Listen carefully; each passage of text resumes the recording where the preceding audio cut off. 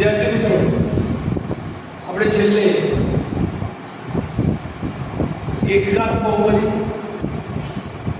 દ્વિઘાત બહુપદી અને ત્રિઘાત બહુપદી માટેના સહગુણકો સાથેના સંબંધોના સૂત્રો તાર્યા.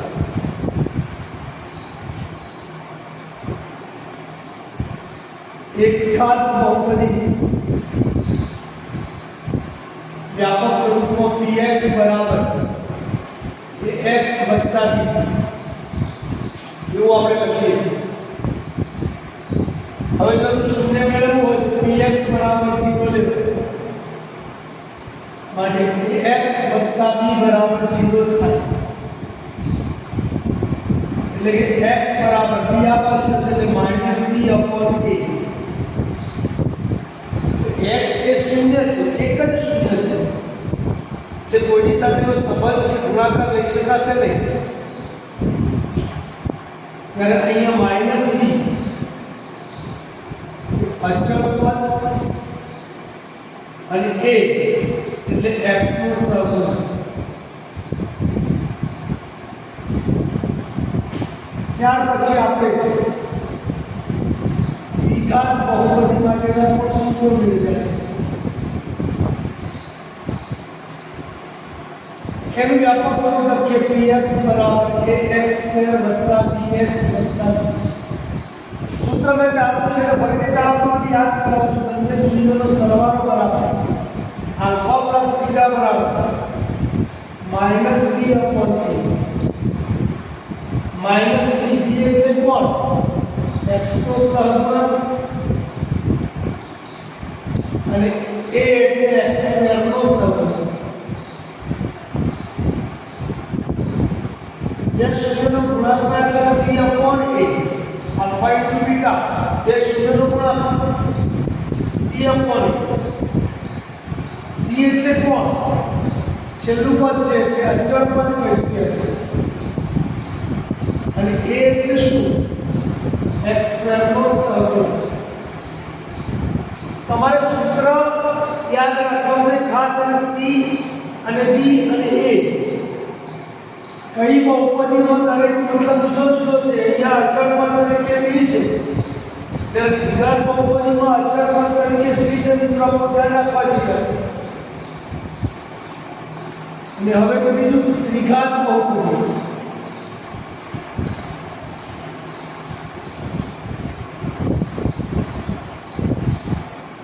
ત્રિઘાત બહુપદીના ત્રણ શૂન્યો આલ્ફા બીટા અને તેમાં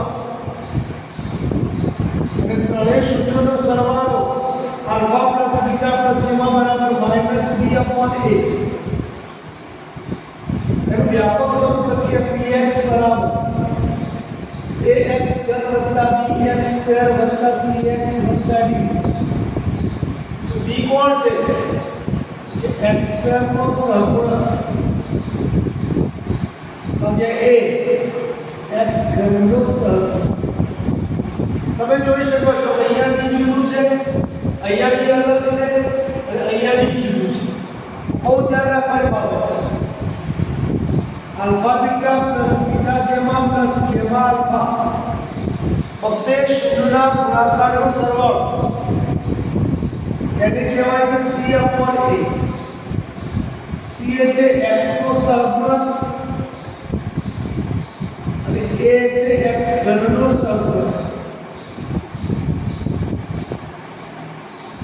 ત્રીજું સૂત્ર છે ત્રણેય શૂન્યોનો ગુણાકાર. એને કહીશું -b/a. આ સૂત્ર આપણે તારવેલું છે કહી શકો આગલા લેક્ચરમાં. -b એટલે કોણ? છેલ્લું પદ એટલે કે અચળ પદ.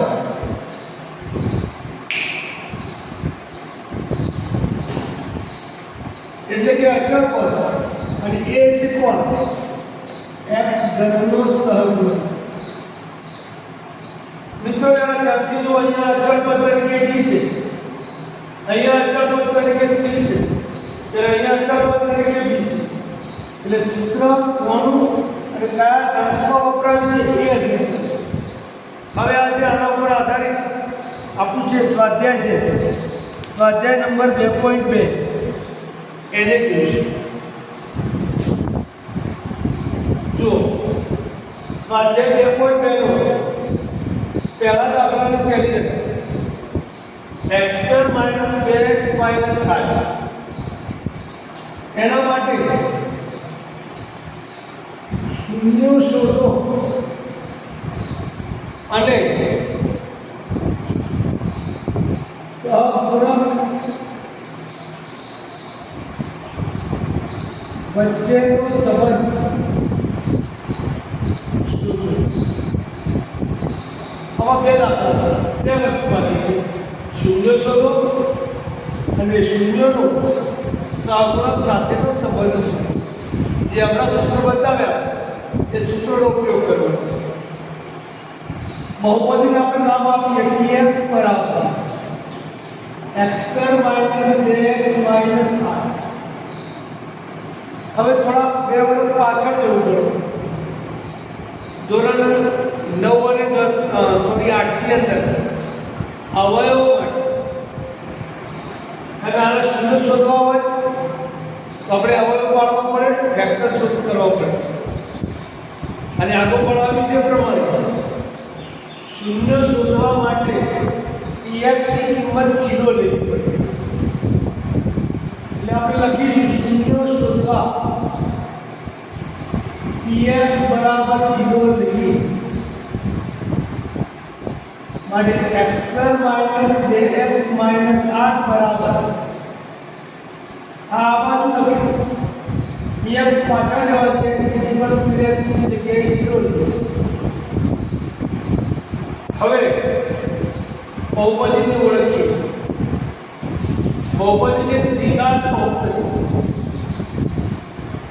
3 પદ છે, 3 પદના 4 પદ કરવાની પદ્ધતિ તમને આવડતું હોય છતાં ફરીથી 8 અને x² નો સહગુણક 1 8 એકા 8 8 ના અવયવો પાડીને 2 લાવવાના.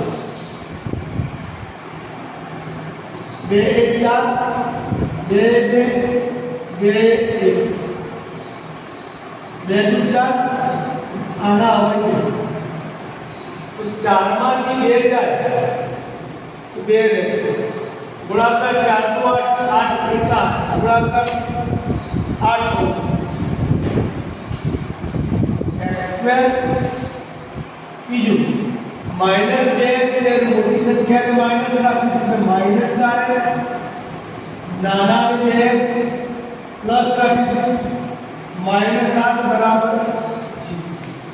તમે જોઈ શકો કે 3 પદ હતા ને 1 2 3 ને 4 પદ થઈ જાય.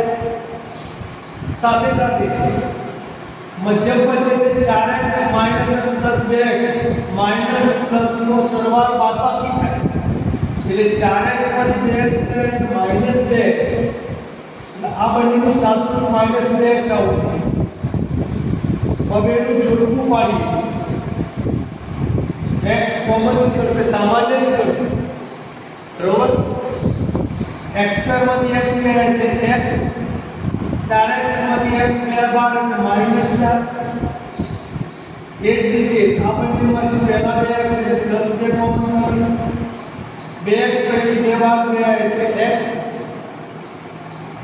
-2 ની રીતના વળી જોઈએ 4 વડે 4 8 બરાબર 0. બંને કૌંસની અંદરની સંખ્યા રકમ સરખી થાય તો એ સાચા અવયવો છે માટે પહેલો અવયવ x - 4 લઈ શકાય અને બીજો અવયવ x + 2 બરાબર 0.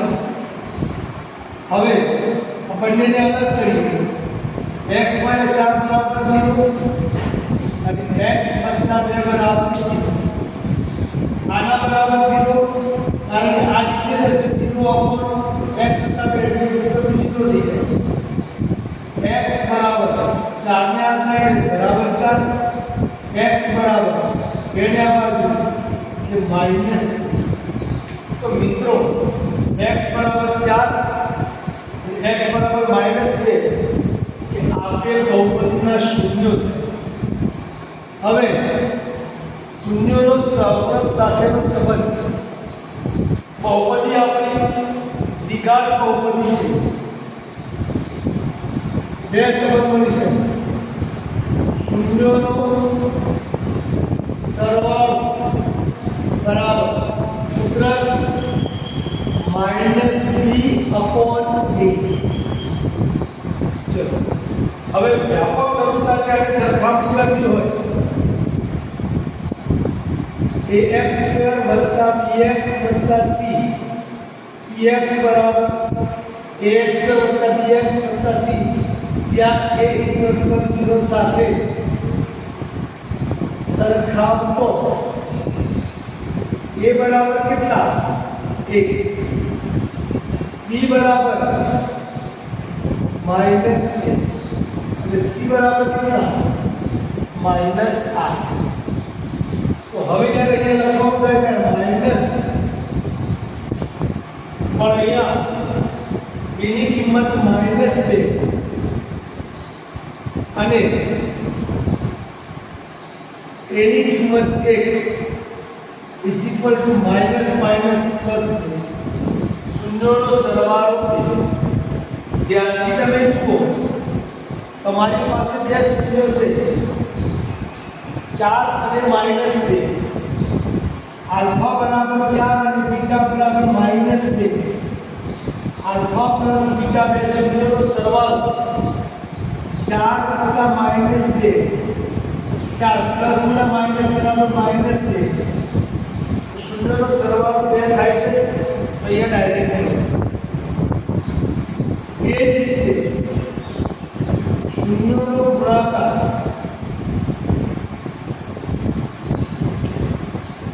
C/A એવું એક સૂત્ર છે. યાદ છે ને તમને? બરાબર. તો આગળ જઈએ. C સમજીએ. C બરાબર -8 અને A બરાબર 1 = -8/1 છે -8. તો આ રીતે એનો પણ તાવ મેળવવો હોય આલ્ફા × બીટા બરાબર બે શૂન્યો આલ્ફા બરાબર 4 અને બીટા બરાબર -2. 4 × 8 પ્લસ ગુણ્યા માઈનસ બરાબર માઈનસ એટલે -8.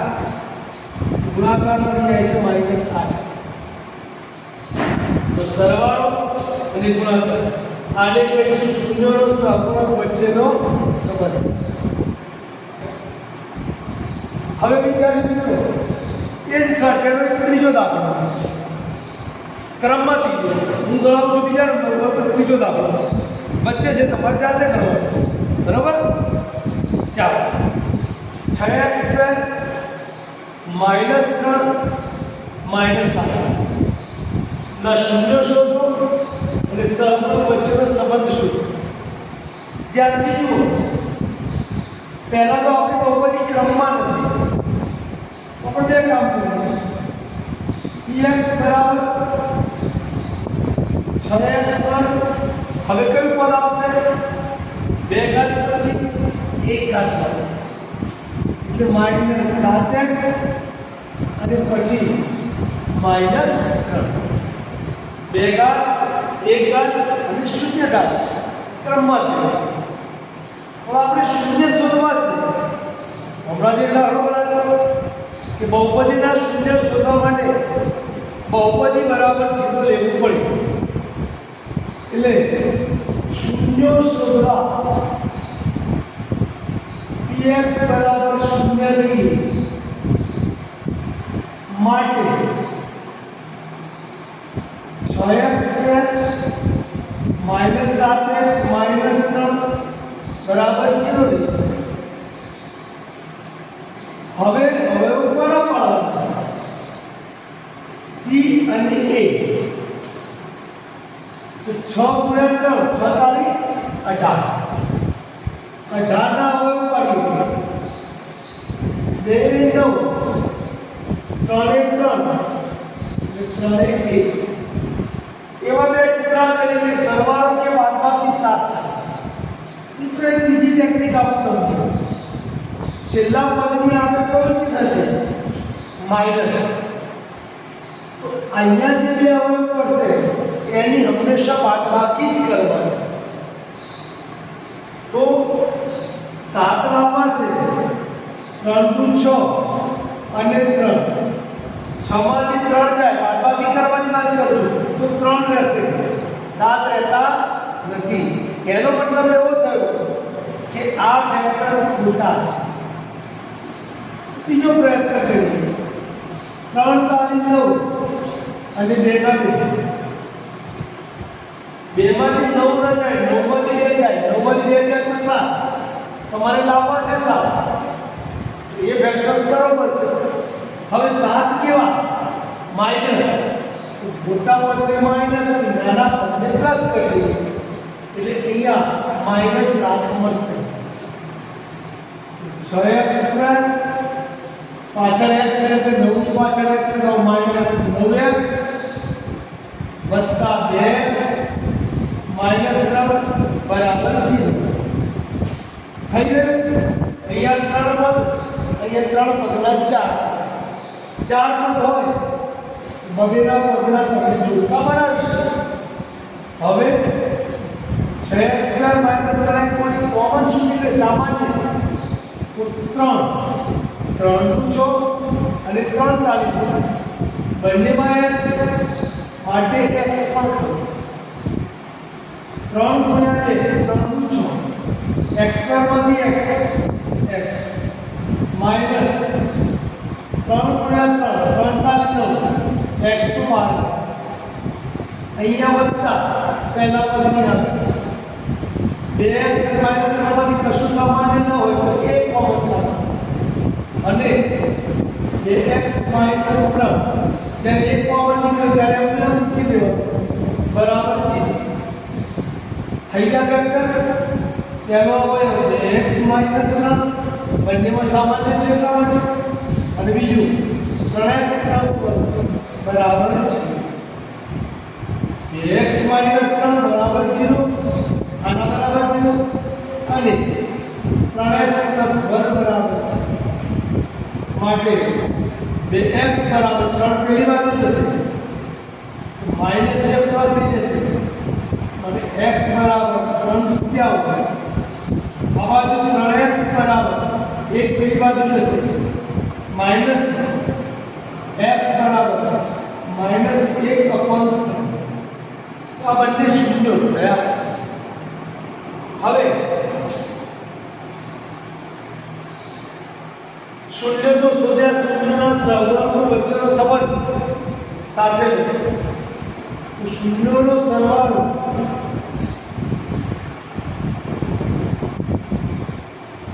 સૂત્ર બોલો શું થશે? સૂત્ર દ્વિઘાત્મક વર્ગના શૂન્યનો સરવાળોનું સૂત્ર -b/a.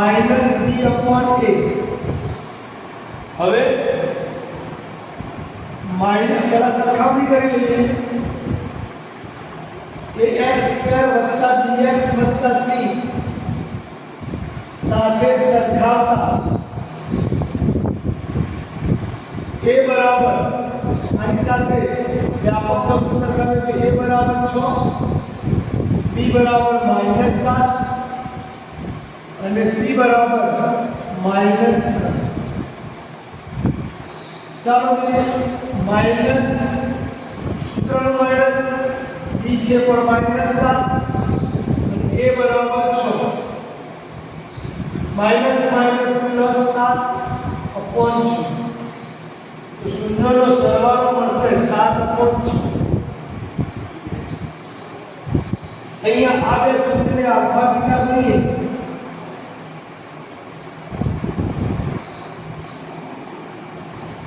તો સરવાળો ચેક કરવો હોય તો આલ્ફા + બીટા બરાબર 3/3 પ્લસ -1/3. 3/3 કૌંસમાંથી બહાર કરીએ તો -1/3. 3 તાલી 9 2 એકા 2 3 દુ 6 9 માંથી 2 જાય તો 7 અને નીચે 6. આ સૂત્રથી સરવાળો શૂન્યનો આ સરવાળો સારો કરીને બતાવ્યું 7/6. શૂન્યનો ગુણાકાર